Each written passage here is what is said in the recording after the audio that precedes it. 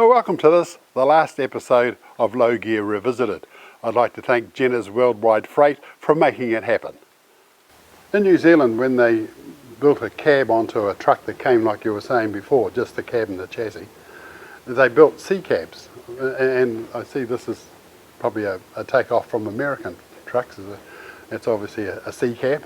A lot of them built sea cabs, a lot of people. And the logging truck, folks, is actually a Mack. And I'll just read what it says on the side here. It says it's a 1923 AB Mack. And down the road, 500 miles back, we saw an AC Mack, which was one with a sloping bonnet, but it also was 1923. So obviously at 1923 you could buy both models if you wanted. The Mack, the AC Mack has got the radiator back here and the engine's in front of it, and that's the one that went to the First World War, where it got the Bulldog name. And the Bulldog, I see there's not one on this, but sooner or later the Bulldog's going to appear on the Mack. And yeah, so it's just interesting that there's two models built in 1923.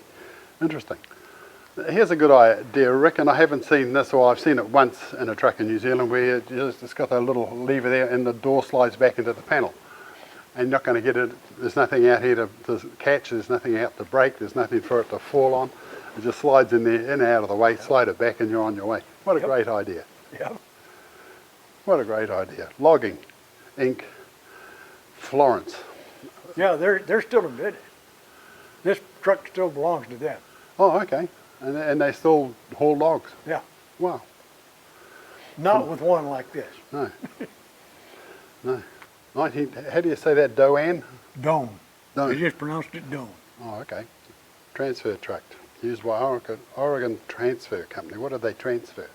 Well, one of his last jobs was to haul freight from the rail yards to the downtown merchants in Portland.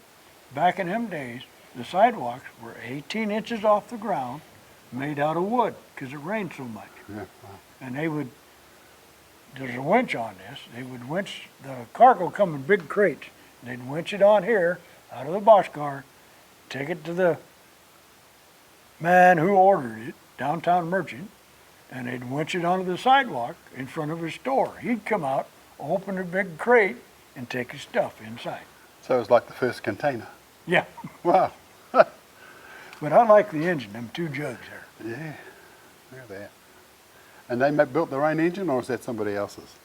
I think that is a, they got a name for it, I can't think of it. So Waukesha, did you say Waukesha? Waukesha? Waukesha. Manufacturing store. Yeah, Waukesha. Yeah, It's a Waukesha. Waukesha engine. And they had Continental, and there was another one as well. If you bought enough of their engines, they would actually put your logo on the side of the exhaust manifold. But again, they like they like putting the little front on. I suppose this is the modern day version of a bull bar. Well, that stands, see, Portland is called a Rose City, so that's the Portland Rose. Oh, okay. Well, there he is. Doan, as in Donar, not Doan. No. Rick, this you were telling me before is just about the front axle across this. Maybe just explain that to my viewers. Well, it was one big billet of steel, and it appeared to be cut out with a cutting torch. Just a Well. So boy, go and cut this. Here's the measurements. Get on your welder. Get gas axe that out. You got yourself an axle. No problemos. And somewhere along the line, somebody's decided that in America we will be on the left-hand side. Right. Do you know when that happened? I think I don't know for sure when it happened, no. I think Mr. Tilt from Diamond T, I think he had something to do with that. Could have. Yeah, amazing. But this, a lot of your truck manufacturers back in them days stole ideas from each other. See, over in England and France, They're coming here pinching ideas. well, somebody here, this Doan maker, decided he would go with their idea for the steering wheel. I mean, Exactly. Yeah, we went there. Awesome. that's a yellow knight. They're very rare. This is the only one we got in what we call barn fresh, because we figured we'd never get another one. Barn fresh. They come right out of the barn Wow. into here. Yeah. So, what's the date? 1927. 1927? Really? They even obviously made their own engine. Yeah, they did. There's a knight holding a shield in armor. That's the reason why it was called a Yellow Knight. Wow. In World War I, all your six-cylinder engines were taken over by the government for military. Well, he couldn't call himself a GER 6 anymore. But he had a lot of body parts, but no engines. Okay. So Mr. Kent tried to buy him out and didn't have enough money. So he went to a Mr. Worthington, who had more money than good sense, I think. But he went with him, and they bought GER 6 out. Well, they had to figure on a name. Kent and Worthington. This become Kenworth. Oh. Wow. But the neat thing about this is, they comes to our truck show every now and then, is one that looks exactly like this. Same color, same everything. But instead of saying GER 6, it says Kenworth in there. I want that truck right there. So you got 1 point. Well, that's amazing, folks. We've been looking at Kenworth on our way, going back to probably the 50s. But here we go back to 1917, and when Kenworth was born. Actually, he was born before that. Oh, really? That's when when he sold out. Oh, right. Oh, okay. Wow, so they've been around a long time. Here, the first Kenworth, there it is. Like I say, that other one that says Kenworth right there, exactly the same. Because they used up his parts that he'd already had made before they started building their own. Wow. Wow. Amazing. Federal is a truck that came to New Zealand. Up until about 1940 something, they've got Federals. And this is 1922. And I wonder how far back they go. 4-cylinder, Continental engine, as I was saying before. That. Yeah, they go back a long ways. I really don't know when. Sure. Looks good in black. And Republic also came to New Zealand. Yeah. And that's my oldest truck. was it? Oh, okay. That's 104 years old. Wow. I just love the little Republic logo just sitting on the top there. But the guys have restored Republics in New Zealand that look just as good as this one does. But the grille, the top of the radiator, I mean, it's the same. Yeah. So this one's 1912. I think the ones we were looking at were 1918, 1920, 21, around about that era. But they still had this same looking grille on the front. They never had this, of course, but very close. Wow. 1934 Fagil. Yeah.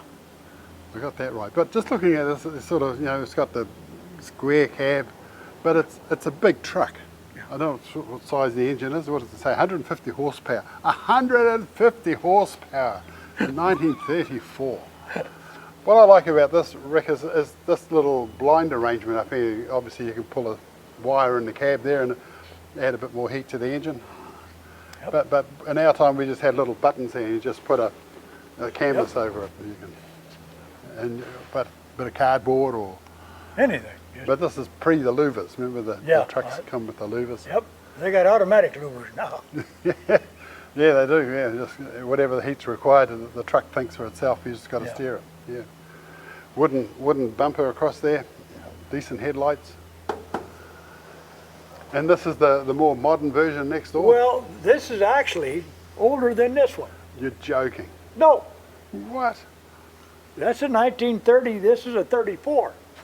But now I'll give you the story, the reason why it looks like it does. This was owned by Tidewater Barge. They took and used it up. I mean, they totally used it up. They put it behind some grain elevators and left it. Well, then they decided they wanted to restore it. Well, by then, you couldn't get any of that parts. But Fagil become Peterbilt. Oh, So the early Peterbilt parts are right there. That's how they had to restore it, with early Peterbilt parts. That's the reason why it looks newer than that. than that. So how did it become Peterbilt? Well, let me think on that a minute. The Federal brothers were going broke back then. And a timber tycoon from the Pacific Northwest wanted logging trucks built his way. So he went down there and he got all he could get out of receivership. They went into receivership on these trucks. He took everything back to Seattle and said, I'm building these trucks, I'm putting my name on them. His last name was Peterman. That's where Peterbilt come from, Right. because he was building them. So Peterbilt has a reputation in New Zealand anyway of being the sort of like the Rolls Royce or the top of the range of truck. Nowadays they're all the same. Oh, okay, so at this time you could put whatever engine you wanted in it, whatever diff ratios you wanted in it, whatever gearbox, you could just, and then he would build it, a bit like Kenworth. Yeah. Whatever you want, we'll make. Yeah. And it'll have our name on. But it's interesting that this is the predecessor of Right. Peterbilt. The Federal brothers actually had a bus line that went clear up into the 1960s. Wow. And they kept that, but Yeah. this went into receivership. Wow. Can we have a look in the at the engine? Is it the Federal engine or is it something else? I think they're all Cummins engines. Oh, okay. They're Oh, all we don't need to do that. Yeah, That's a Cummins 150, and this has got a Cummins in it also. sure. But I'm just saying again, once again, you know, this is what's available in 1934, 150 horsepower Yeah. as opposed to 80. We looked at one of these yesterday in Munro in a big pile of derelict trucks, and this one had white Freightliner, I got one down Yeah. there. but you're calling it a bubble nose, Right. only because it pops out of it. That's Yeah, it comes out a little bit where your cab over straight up and down. sure. Rick, we've got the most intimidating truck on the road as far as I'm concerned. This is about a 1990, give or take, Freightliner, narrow windscreens across the top. And as you see that, and you're going along in your car, and you see this thing coming up behind you. Oh God! Particularly if it's got a sort of, they've got an evil-looking sun visor across the top, just makes it look even more intimidating, as it were. But a very big truck, and when you've got to climb up the side of these things to get in them, you need a little flag to say, "Yoo-hoo! I've reached the summit." And it's a full-width cab, so when you get in this thing after driving something like a Kenworth or a Mack that's narrow, and you've got to swap into this thing, it must just blow your proportion. Gee whiz, it's a long way across the other side. Your narrowest trucks are actually Peterbilt. We ain't got any in here now. We got them all outside. And your Max have got real narrow cabs. Yes. So you get out of that and into one of these, Yeah, you've got to reassess yourself. You got acres of room. Yeah, yeah. But then you've got to sort of judge where the other side is, you know. Well, you got to judge where you put your coffee cup in and reach it. That's right.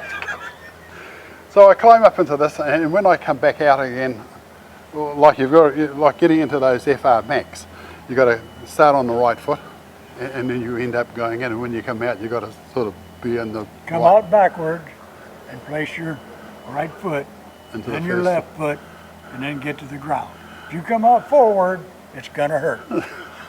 There's nowhere to go. Anyway, it's good you got one in here. But it's just amazing. That's in a museum, and that's 1990. Well, it's here because the fellow who drove this truck picked it up new, put 2 million miles on it. And then he worked for Bi-Mart, which this is a Bi-Mart truck, for 37 years. Unbeknownst to him, they told him to bring the truck here. And he brought it to the back door, and then we raised the back door when he got here, and he had his retirement party all set up. And they parked his truck. Wow, that's really special. That's great. Yeah. Here we go. This is what we looked at the other day. They had the white Freightliner. Oh yeah. So here we've got the changeover period. Yeah. Well, this one back here, which is older, says Freightliner. That's, oh, okay. This is a 52, this is a 54.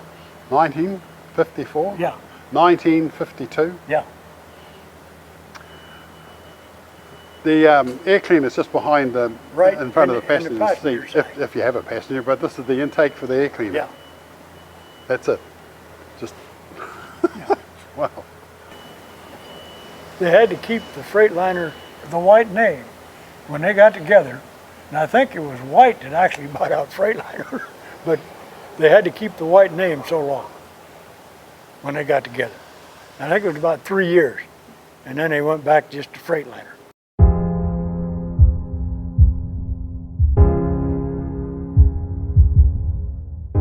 Jenner's Worldwide Freight. They provide simplified, custom-built solutions to your supply chain needs.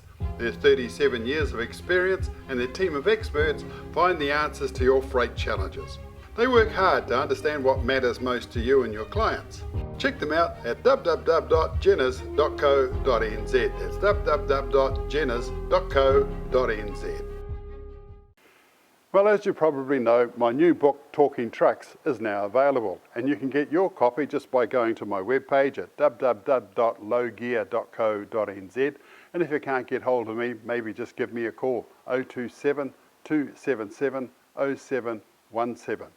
It's 280 pages of the history of New Zealand trucking, going all the way back to the 1900s, the 1920s. They even had electric trucks in the 1920s, the 30s, back in the day when they had wooden stock crates and things were a bit more manly, I suppose you'd say, back then. The 40s, through the war, after the war, the GMCs came, and the 50s, the Commas, the R190s, the logging, and it's all in this book. So a great little history of the New Zealand trucking scene through the ages. So, as I said, to get your copy, go to the webpage www.lowgear.co.nz, and you can buy your copy there, or just give me a call, 027 277 0717. In New Zealand, folks, we have a few Federals that came, and one that springs to mind is one that's in the graveyard at the Gisborne Museum, which was a tow truck, and it had the same sort of a grill on it, and it had the Federal logo. But what I like about this wreck is it's enormous. And it's a logging truck, obviously. It's got the pole up the top there, and it's a wooden pole, little sleeve on the top there, hook it up. But also it's got the sort of the moulded mud guards, and everything around about this time seems to have the mud guards just looking just so. It's very, very nice, yeah. But also, a couple of other companies had Federals throughout the New Zealand history, because we could get them in the 20s and 30s, and so Federal must be an old company.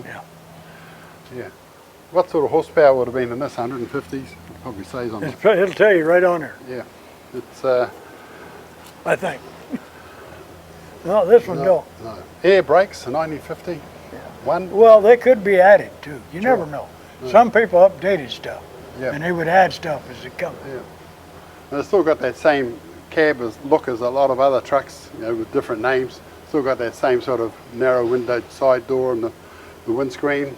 Yeah, it's just a big truck. Look at the size of those wheels. This is a gas engine. Gas? Runs on gas? Yeah. Really? Yeah, gas powered. Gasoline powered. Oh, so it does about 2 miles to the gallon. Yeah, well, it's only money and it's only gas, and they probably have plenty of it. Folks, you might remember a few shows ago we did an interview with Peter McKenzie, and he restored an FWD truck from the, I think it was about a 1945 or 46. It went down the line somewhere as a fire truck, and he's got it back and restored it. But here's one in America, left-hand drive, enormous steering wheel up there. And Rick, you were saying it's got some huge horsepower. It's a 1,090 cubic inch gasoline Hall-Scott engine. Can we see that? Now I can show you one out all by itself. Oh, okay, excellent. But what an enormous thing. It gets 2 miles to the gallon. Downhill with a tailwind. Other than that, it gets less. Wow, that's amazing. 1953. 1953. Look at the size of this, the 1953. And the fellow who owns this wants to sell it. He does?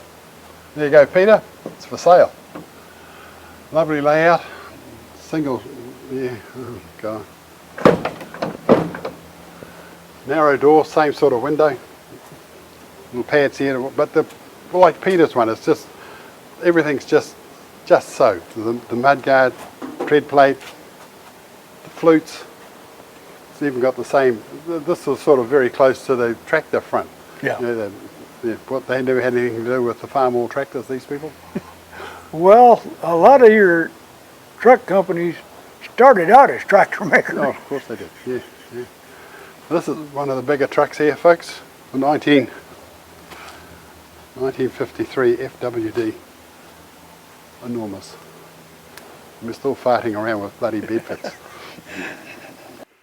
Well, as you probably know, my new book, Talking Trucks, is now available, and you can get your copy just by going to my webpage at www.lowgear.co.nz, and if you can't get hold of me, maybe just give me a call, 027 277 0717. It's 280 pages of the history of New Zealand trucking, going all the way back to the 1900s, the 1920s. They even had electric trucks in the 1920s, the 30s, back in the day when they had wooden stock crates and things were a bit more manly, I suppose you'd say, back then, the 40s, through the war. After the war, the GMCs came, and the 50s, the Commas, the R190s, the logging, and it's all in this book. So a great little history of the New Zealand trucking scene through the ages. So, as I said, to get your copy, go to the webpage www.lowgear.co.nz, and you can buy your copy there, or just give me a call, 027 277 0717. If you'd like to watch more episodes of Low Gear Revisited, just go to YouTube. You just need to Google YouTube Bill Hohepa and they'll all come up. Maybe even subscribe. Next door we've got a 1949. 1949 Kenworth. Now, one of the Kenworths we looked at in this pile of Kenworths at Munro had the word Kenworth across this. It just had a round circle and in it was the word Kenworth. Have you seen that before? No. Oh, okay, so that's unusual. Yeah. Yeah. And then the next one had KW, but it was Bitskewith, and it had, this is supposed to be the road or something, is it? Yeah, that's the way they normally come out. Yeah. Yeah. Well, but again, as I say, I don't think we've seen in New Zealand anyway. When they started to come in the late 60s, they never had any of this. They just had either the solid fiberglass or the independent mudguard out the side. But this is with the little light on the top again. This is pre-1960. So what year did you say it was? 49. 1949. Well, yeah, 1949. That's. Wait till you see my 45. 1949. What's wrong with the New Zealand government? Why the hell weren't we allowed to have these? This one's been a lot of things in its lifetime. It's been a dump truck, van hauler, but the guy set it up to make money. Whatever he can make money, that's the way he made it. Is this the gear stick pattern? Yeah, that's the gear shift. So it has got twin sticks, so there's drive and overdrive. Yeah. What's this on the other side here, U and LU? That I do not know. That's Okay. before my time. Sure, yeah. 1949. 1949. So, What about a 45? so those logging trucks we were looking back at, at Munro, they're all in the 40s and 50s. They even had the one that had the little circle with the Kenworth written on it. That was a heavy duty job. It was all. It might have been an off-road one. Yeah, that probably was. Yeah, off highway. Yeah. They made off-road ones you couldn't bring on the highway. No, and it had a checker plate and a big, wide, heavy steel guard Yeah, on it. that was off-road. Yeah. Wow. That would be a little different. Yeah. Then we're back to 1945. 1945. And again, as I was saying, that door seems to be universal through a lot of trucks. Yeah. Yeah. And the same, they just sort of cut out a piece of glass and just put it into it's very V, the windscreen Yeah. shape. Oh, they would have made that cab just out of aluminium or steel? Well, actually, this is steel. Yeah. They didn't start until in about late 40s or early 50s making them out of aluminum. Well, lovely bumper.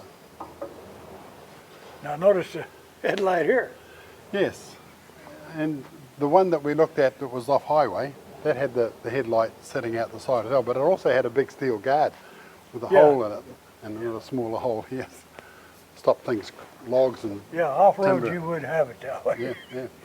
We see photographs of enormous trucks, of variety of trucks, and they're stacked up almost ridiculously high with logs.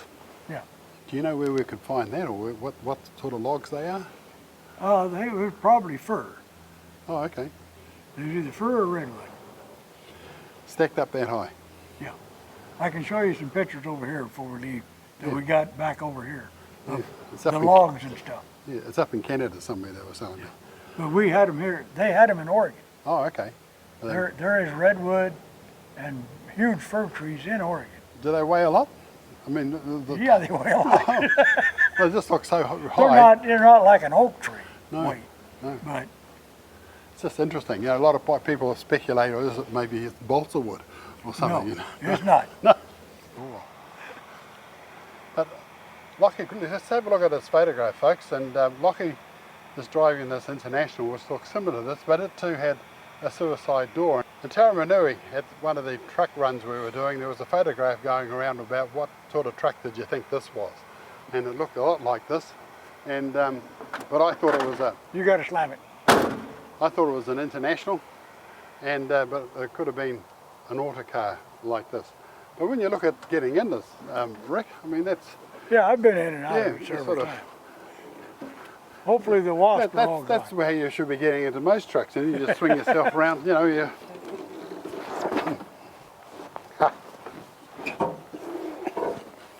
And you're in, sort of.